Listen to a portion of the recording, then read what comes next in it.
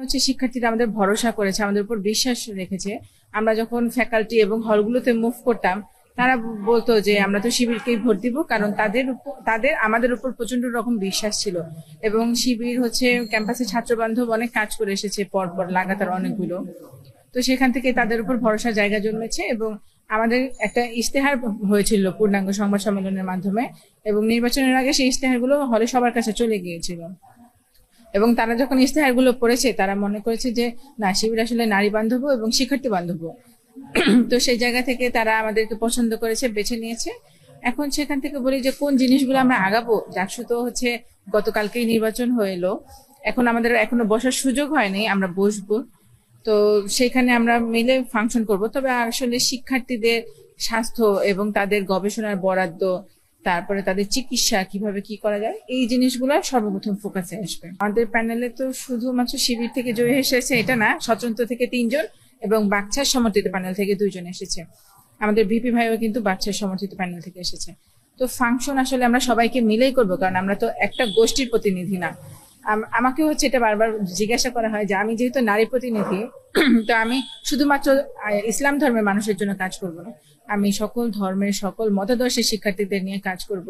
এবং গতকালকে একটা ঘটনা ঘটেছিল, যখন বামপন্থী একজনের নাম উচ্চারণ করা হয়, তখন সবাই যেখানে ধ্বনি দিচ্ছিল, সেখানে কিন্তু আমাদের প্যানেলের মাঝার যে জিএস নির্বাচিত হয়েছে, সে কিন্তু উঠে বলেছিল যে আমরা কাউকে অপমান করব না। সেখান থেকে কিন্তু আমাদের আসলে যাত্রাটা শুরু। এটাই প্রমাণ হয় যে আসলে আমরা সকল শিক্ষার্থীদের নিয়ে কাজ করব, শুধু একজনকে বা একটা ধর্মের বা একটা গোষ্ঠীর মানুষকে নিয়ে কাজ করব না। এতদিন যেহেতু জাকসু ছিল না, তাই অন্যান্য সংগঠনগুলো খুব ভালোভাবে ফাংশন করতে পেরেছে। তো শিক্ষার্থীরা হয়তোবা সেখানে ছাত্র দলের কাছে যেত, বা যখন ছাত্র লীগ ছিল তখন তাদের পাওয়ার জন্য ছাত্র লীগের কাছে যেত, ছাত্র শিবিরের কাছে যেত, ছাত্র ফ্রন্ট ইউনিয়নের কাছে যেত। কিন্তু যখন একটা নির্বাচিত প্যানেল গঠিত হয় বা একটা কমিটি থাকে, তখন শিক্ষার্থীরা কিন্তু জাকসু প্রতিনিধিদের কাছে যাবে, তখন আর তাদের কাছে যাবে না। তো সেই হিসাবে দেখা যাবে যে জাকসুটা একটু পাওয়ারফুল হয়ে যাবে অন্যান্য সংগঠন থেকে।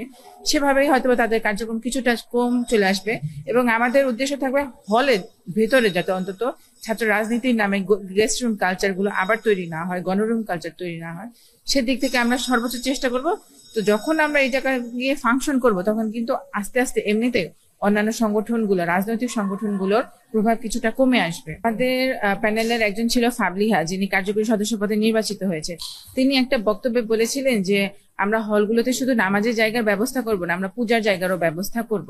হলগুলোতে হয়তোবা জায়গা কম এবং সনাতন ধর্মী শিক্ষার্থী অবশ্য মুসলিম ধর্মের মানুষের থেকে কম, তবুও আমরা সর্বোচ্চ চেষ্টা করব যে সেখানে তাদের হলগুলোতে ব্যবস্থা করা যায় কিনা।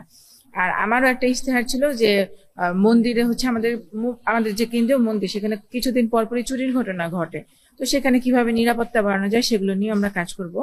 আর হিজাব আর বোরকা পরানোর কথা যদি বলি, আমাদের প্যানেলের একজন শিক্ষার্থী আছে যিনি হিজাব পরে না সবসময়, আবার ঢাকা বিশ্ববিদ্যালয়ের জুমাকেও আমরা দেখেছি।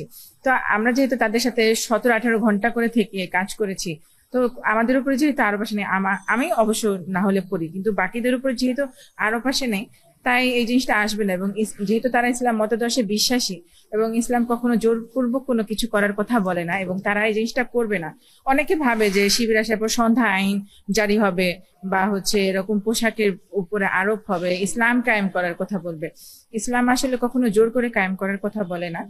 যেহেতু আমরা এসেছি জাকসুতে এবং আমরা যখন ফাংশন করা শুরু করব, তখন ইনশাল্লাহ তাদের এই যে ভ্রান্ত ট্যাবুগুলো আছে সেগুলো তারা ওভারকাম করতে পারবে এবং আমরা ভাঙতে পারবো। চাপ আসলে শুধু সরাসরি যদি বলি নাস্তিক, তাদের জন্যও না, আমরা হচ্ছে সবাইকে মিলে কাজ করবো। আসলে ছাত্র সংসদ হচ্ছে ছাত্রদের প্রতিনিধি, তারা হচ্ছে ছাত্ররা কি চায় সেই বিষয়গুলো নিয়ে সিনেটে 5 জন প্রতিনিধি বসে সেখানে হচ্ছে তাদের শিক্ষার্থীদের দাবি আদায়ের কথা বলে।